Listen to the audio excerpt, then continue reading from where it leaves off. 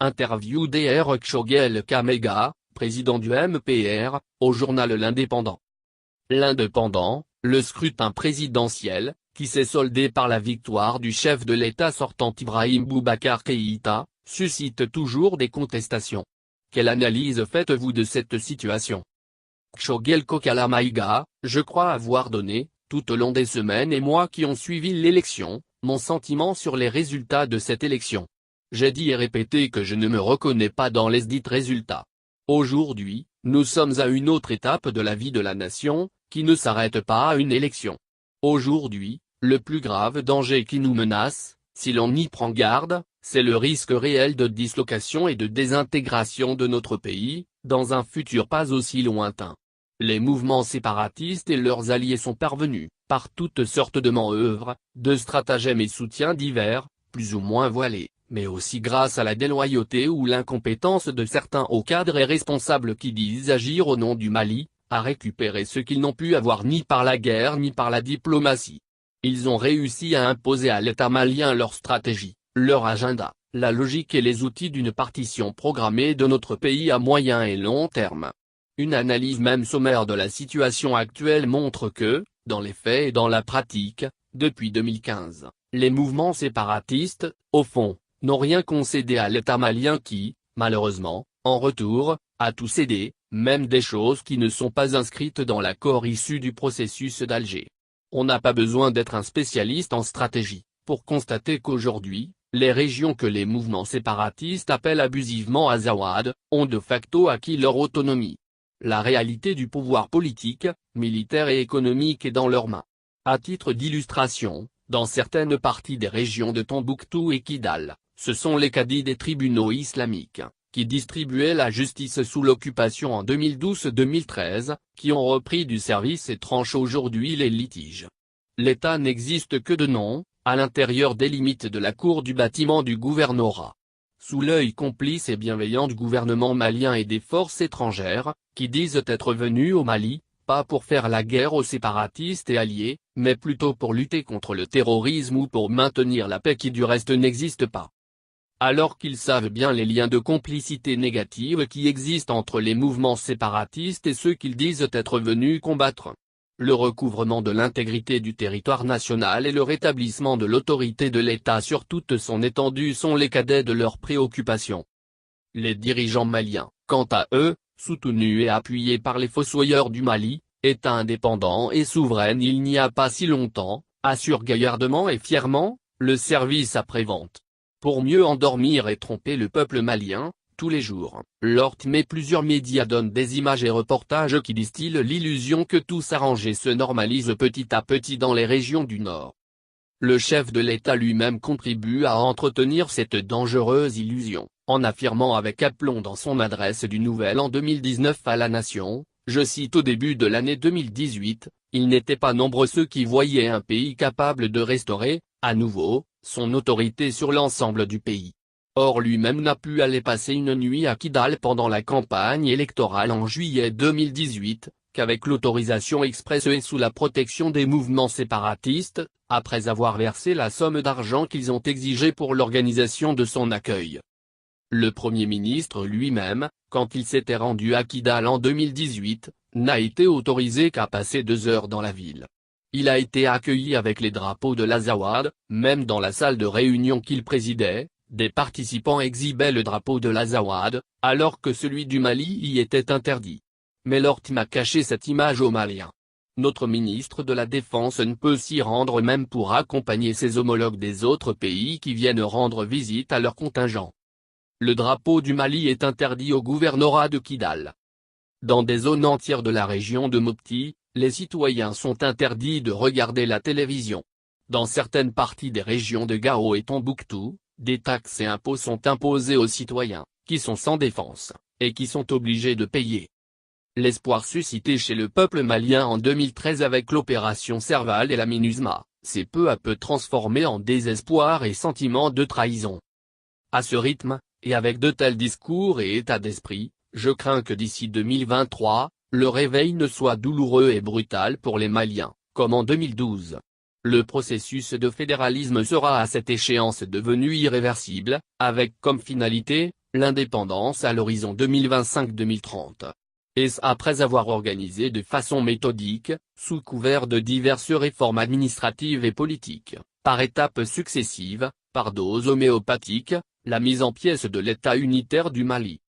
Le jour du désastre, les principaux acteurs de cette trahison de notre peuple ne seront plus là pour répondre devant l'histoire, comme ceux qui ont détruit notre armée dans les années 1990 n'étaient pas là pour répondre en 2012, quand le peuple malien a perdu plus des 2/3 de son territoire en quelques semaines, suite à la défaite humiliante de notre armée, qui n'était plus alors que l'ombre d'elle-même. On se rappelle que pendant des années, une sorte de lâcheté collective, nous a conduits tous à nous taire et fermer les yeux sur toutes les dérives, les étapes et processus de démantèlement et l'affaiblissement des forces armées et de sécurité et de l'État du Mali, présentés alors au monde entier comme exemple de démocratie en Afrique. Le réveil a été brutal et humiliant pour le peuple malien. C'est le reproche fondamental que je fais actuellement au régime en place, qui semble n'avoir pas tiré les bonnes leçons d'un passé récent, par rapport à la gestion de la crise du Nord et de l'armée. Face à un tel péril, le résultat d'une élection, même présidentielle, est infiniment moins important. L'Indépendant, ces derniers temps, le parti présidentiel a entamé une démarche visant à décrisper le climat politique. Pensez-vous qu'elle permettra au Mali de sortir de la crise politique? Kshogel, pour sortir de la crise politique, suite à l'élection présidentielle, qui est maintenant derrière nous, je pense qu'il faut sincèrement, sans ruse, sans malice, repenser ensemble la gouvernance de l'ensemble des instruments législatifs et réglementaires pour organiser et gérer le système politique malien et l'État, réformes constitutionnelles et institutionnelles, systèmes et codes électoraux, principe de la représentation, réforme administrative, etc. Mais pour cela, il y a, me semble-t-il, certaines conditions préalables qui doivent être réunies. 1. Avoir une claire conscience, accepter et reconnaître l'existence d'une profonde crise multiforme politique, sécuritaire, économique, sociale, morale, à laquelle il faut remédier sans délai. 2. Engager, sans attendre plus longtemps, un dialogue global et inclusif sur toutes les questions qui divisent ou opposent les Maliens. 3. À l'issue de ce dialogue, élaborer des solutions consensuelles acceptées de tous. 4. Choisir pour mettre en œuvre les dites solutions, des responsables ou personnalités crédibles sur lesquels ne pèse pas de soupçon d'intégrité et de déloyauté absolue vis-à-vis de l'État malien, qui mettent en confiance le chef de l'État, qui ne sont pas dans des calculs strictement personnels, et qui inspirent confiance aux Maliens. La réalisation de ces conditions, que je viens d'énumérer, ne peut pas être portée ou initiée par un parti politique, fût-il majoritaire. Le seul porteur possible, le plus habilité pour cela, c'est celui qui occupe par la force des choses, la fonction de chef de l'État. Pas un ou des partis politiques, pas plus qu'un Premier ministre ou un ministre. C'est la solution la plus intelligente et lucide pour le chef de l'État, de se mettre à hauteur de mission historique et de mettre notre pays à l'abri des risques majeurs qui le menacent dans sa stabilité et dans son existence en tant qu'État démocratique, indépendant et souverain. Toutes autres démarches ne feront qu'en rajouter au pourrissement de la situation, la répression, les menaces, les intimidations, les manœuvres et manipulations de tout genre, les violences policières et politiques, les emprisonnements, les interdictions de manifester, les violations répétées des droits constitutionnels n'y feront rien. Pour conclure sur cette question, je dirais que malgré la bonne foi du parti majoritaire, dont je salue le président pour sa persévérance, il n'a pas les moyens institutionnels ni politiques de règlement de la crise.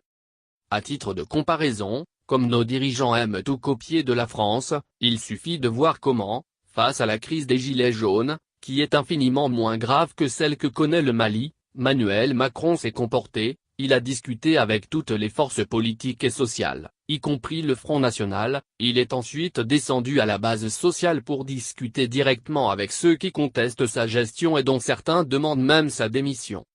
Par contre ici au Mali, le chef de l'État, lui, est toujours disponible pour recevoir, discuter, loger dans des hôtels de luxe, donner de l'argent, des voitures de luxe, des villas, des vergers, des postes et autres grades aux dirigeants séparatistes, alors que ces derniers refusent le drapeau du Mali, assassinent nos soldats, refuse l'autorité du chef d'État sur une bonne partie du territoire national, l'empêche de se rendre librement au nord du Mali, en un mot ne reconnaissent pas le Mali.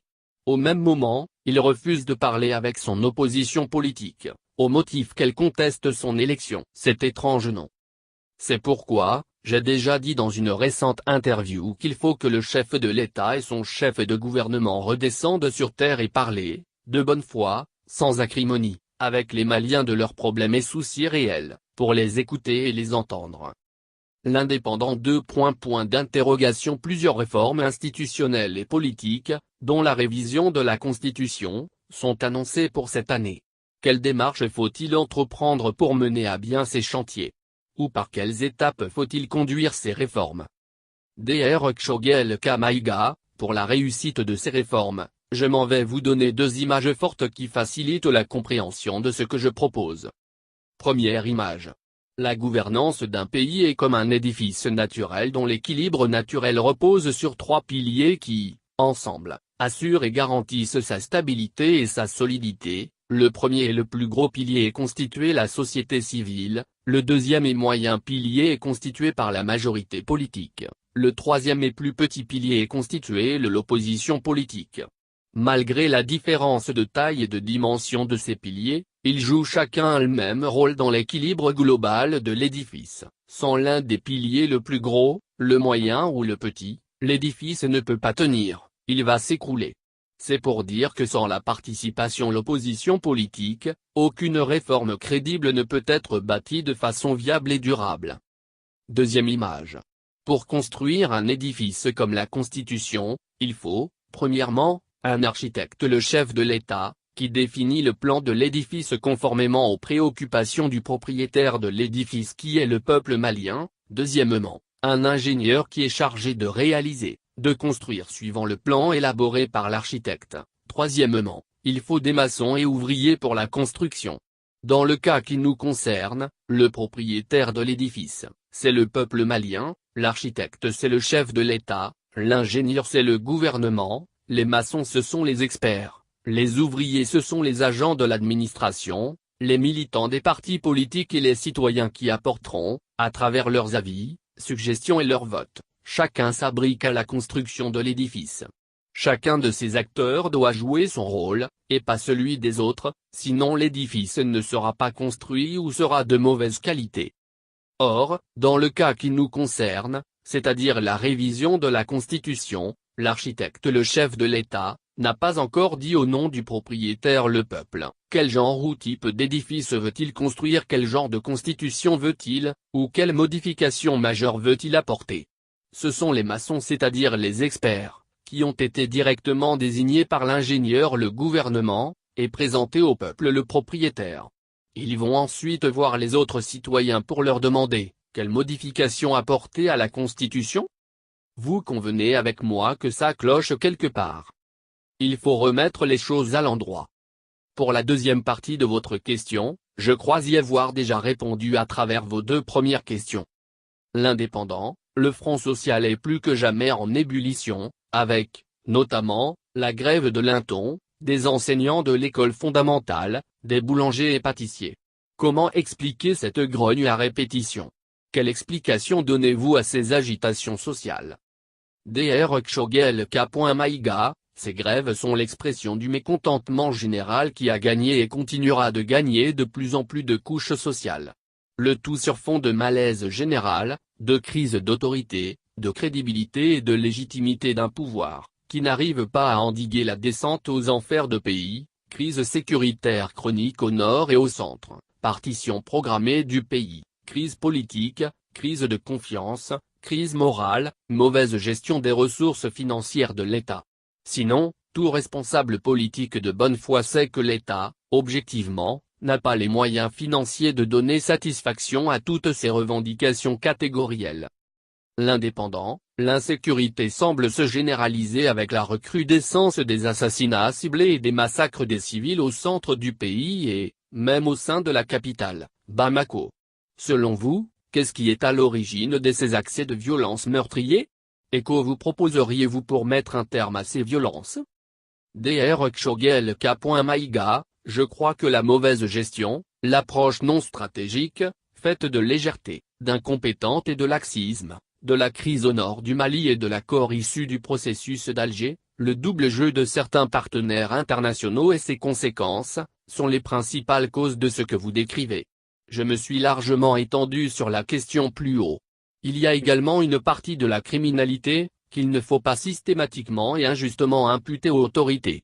N'importe quel gouvernement aura à gérer de telles situations de crime organisé ou non. Même quand on est en désaccord avec le gouvernement, il faut éviter la démagogie et tout mettre indistinctement sur son dos. Concernant les religieux, pense qu'ils sont des citoyens comme tout le monde, donc ils ont le droit de se prononcer sur certaines questions de la vie de la nation, notamment quand ça concerne les sujets d'ordre moral et de société. Mais ce que certains appellent la politisation des religieux, c'est-à-dire leur implication forte dans les élections, a été sollicité par les mêmes hommes politiques qui les critiquent aujourd'hui. Je rappelle que, pour la première fois dans notre histoire, c'est Ipc qui les a sollicités déjà en 2002, et ils avaient appelé à voter pour lui, personne n'avait trouvé à redire. En 2013, c'est leur choix porté sur Ipc et les moyens humains et financiers qu'ils ont mobilisés, qui ont été déterminants pour le faire élire à plus de 70% alors que son parti ne pesait pas grand-chose politiquement. Il faut donc que les tenants du pouvoir balayent d'abord devant leur porc, avant de critiquer et chercher à discréditer les chefs religieux et tenter de manipuler l'opinion publique contre eux. La seule façon pour les autorités d'être crédibles, c'est réussir à bien gérer les crises qui assaillent la nation, tout le reste n'est que fuite en avant et combat d'arrière-garde. L'Indépendant, votre mot de la fin? Dr Kshogel Kamaïga, prions pour que Dieu guide et inspire tous les acteurs, tous les protagonistes des crises multiformes qui assaillent notre pays dans le sens de l'intérêt supérieur du peuple malien. Que Dieu sauve et bénisse le Mali.